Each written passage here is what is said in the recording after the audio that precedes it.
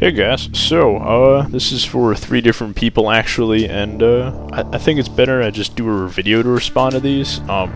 Okay, first of all, I'm gonna go over 3 army lists that people sent me, and I told them I would get back to them. So I'm just gonna do it in a video, so I can do it all for all 3 guys.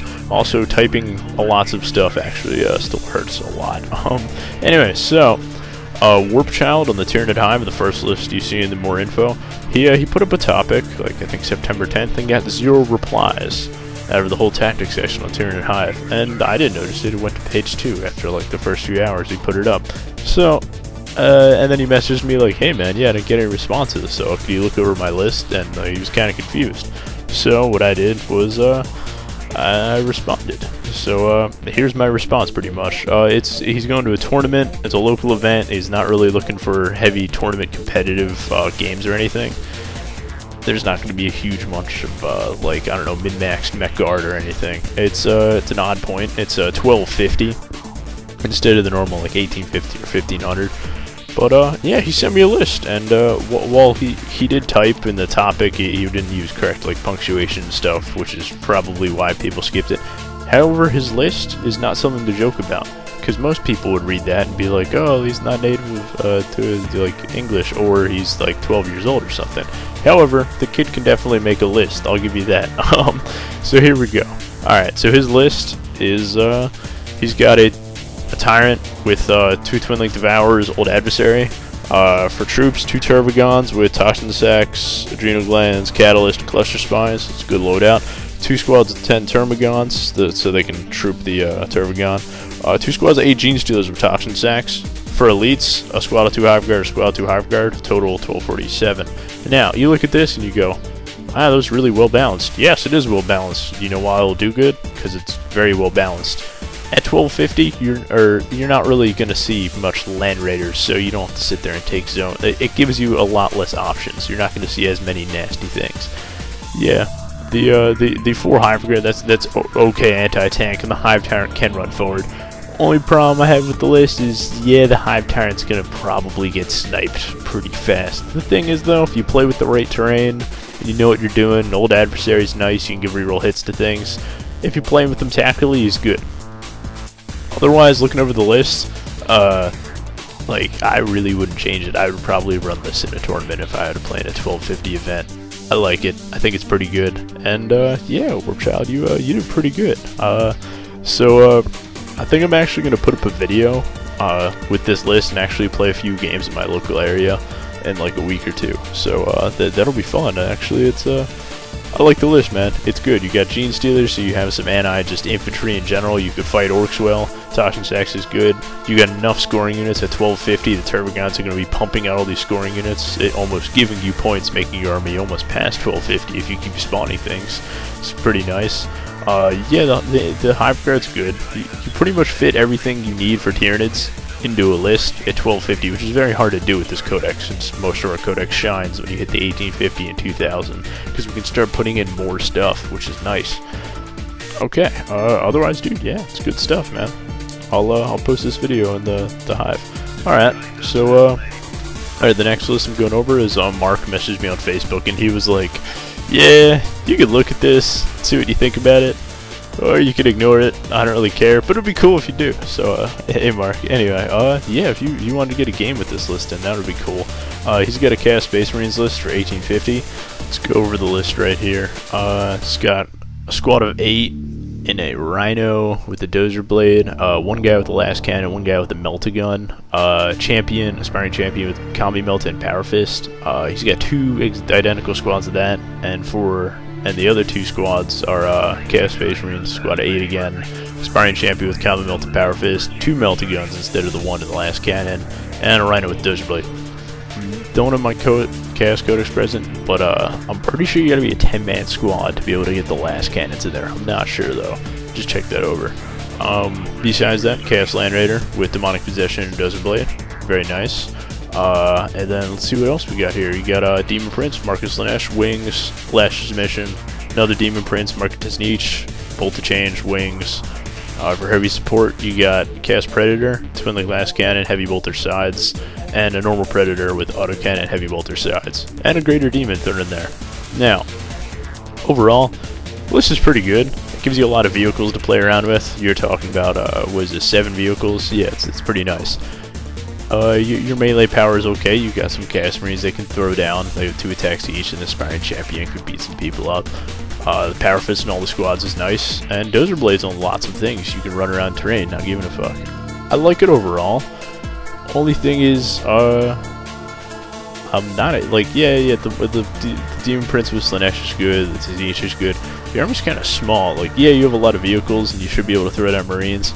Your army's kind of small, and you don't have great anti-tank. Because the first 2 turns, you're going to be sitting there with 2 lascannons from Rhinos and the 2 cast predators. It's not going to be a huge thing. I'd say, actually, possibly drop a Demon Prince, or maybe drop one of the Rhinos filled with Marines, even though that leaves you light on troops, and the Greater Demon. The Greater Demon, yeah, it fits in the list. It's 100 points. Yes, it's good. You just kind of need more anti-tank. That's the big thing. Maybe 2 Obliterators, or maybe another Predator with the lascannon heavy bolt responses. Your long-range firepower, unless you're rushing toward them, it's not going to be that great. But then again, you have all these meltaguns, you probably will be rushing toward them. I like it a lot, and you can run it how it is. I think it'll probably work better because you've probably been playing with it that way. I like how it is right now. If you start tinkering with things, it may not be as good. I would just say get a few practice games in. I like it. Yeah, and instead of the normal Chaos Space Marines, 4 squads of Plague Marines with 2 meltaguns, Power Fist, 9 Blitz, and Lash Sorcerer, it actually looks legit. It looks like you can still throw down. I like it, dude. Good job on the list.